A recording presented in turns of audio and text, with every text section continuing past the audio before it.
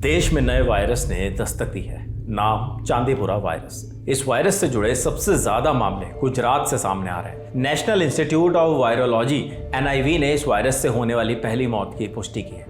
अरावली के मोटा कंथारिया गांव में एक 4 साल की बच्ची ने चांदीपुरा वायरस से दम तोड़ दिया है। हालांकि राज्य सरकार का कहना है कि इस वायरस के अब तक राज्य में 27 संदिग्ध मामले आए हैं, जिसके कारण 15 लोगों की मौत हो चुकी है।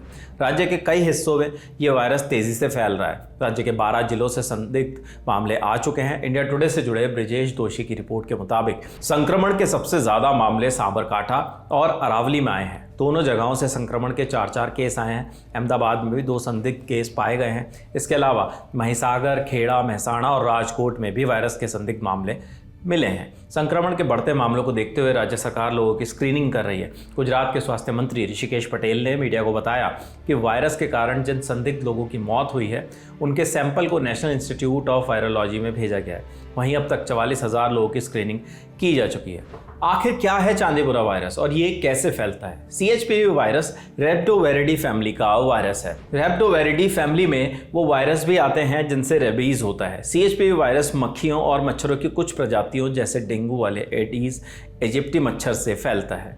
वायरस इन मक्खी मच्छरों की लार ग्रंथि में रहता है और इन मक्खी मच्छरों के काटने से इंसान इस वायरस से संक्रमित हो सकता है और उसे इंसेफेलाइटिस यानी दिमाग के एक्टिव टिश्यूज में इन्फ्लेमेशन हो सकता है। यह रोग सैंड फ्लाई नाम के मॉस्किटो से होता है।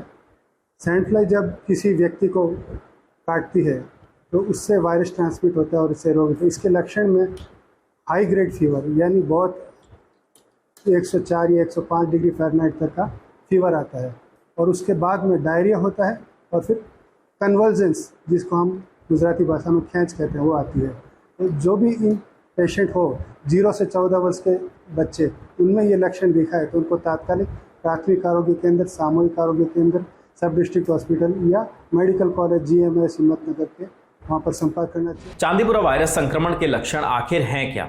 इस वायरस से प्रभावित होने पर मरीजों में बुखार, सिर दर्द, ऐंठन, दिमाग में सूजन, तेज बुखार और दस्त जैसे प्रभाव देखने को मिलते हैं। इंडियन एक्सप्रेस की रिपोर्ट बताती है कि इसके अलावा सांस की समस्या, खून निकलना या खून की कमी जैसे लक्षण भी इससे सामने आते हैं। स्टडीज़ के मुताबिक इंसेफेलाइटिस के बाद संक्रमण तेजी से बढ़ता है और अस्पताल में भर्ती होने के 24 से 48 घंटों के बीच मरीज की मौत हो सकती है। यह संक्रमण आमतौर पर 15 साल से कम उम्र के बच्चों में ही फैलता है। इस वायरस के इलाज के लिए अभी कोई वैक्सीन नहीं है।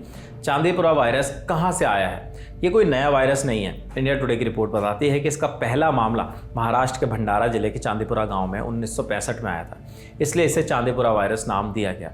जांच के बाद पता चला कि ये वायरस रेत में घूम रही एक मक्खी के कारण फैला था। जैसे हमारा मलेरिया PF है, ऐसे लक्षण उसमें भी आते हैं। हाई ग्रेड फीवर आता है।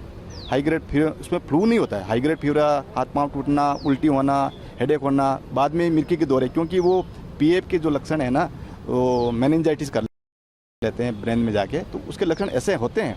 लेकिन इसके जो फ्लू लाइक जो सिम्टम मिले हैं वो चांदीपुरा वायरस के जो लक्षण से मिलता जुलता है, इसलिए उसका अभी तक उन्होंने चांदीपुरा वायरस का नाम।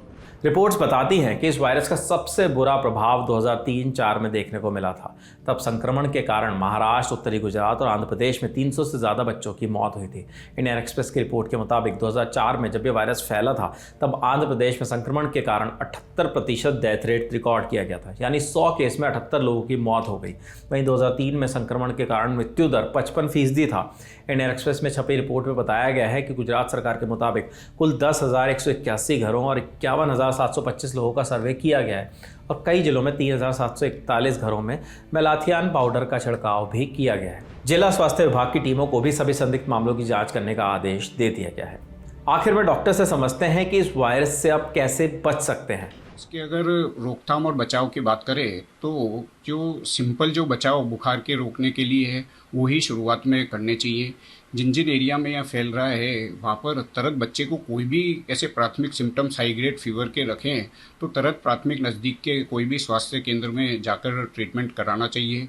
और जिन भी मक्खी और में से ये मच्छर फैल रहा है उनके लिए जो जंतुजनक दवाएं हैं उनका स्प्रे करना चाहिए। सराउंडिंग्स वाटर कलेक्शन नहीं होने देना चाहिए और सराउंडिंग्स एनवायरनमेंट को अच्छा रखना चाहिए।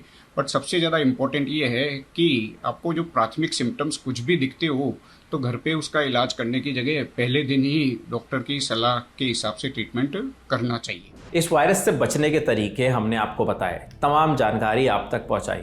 आप अपना और अपनों का ख्याल रखिए। इस स्टोरी के लिए तमाम जानकारी जुटाई थी हमारी साथी प्रगति चौरसिया ने। देखते रहिए द लर्नर टॉप। शुक्रिया।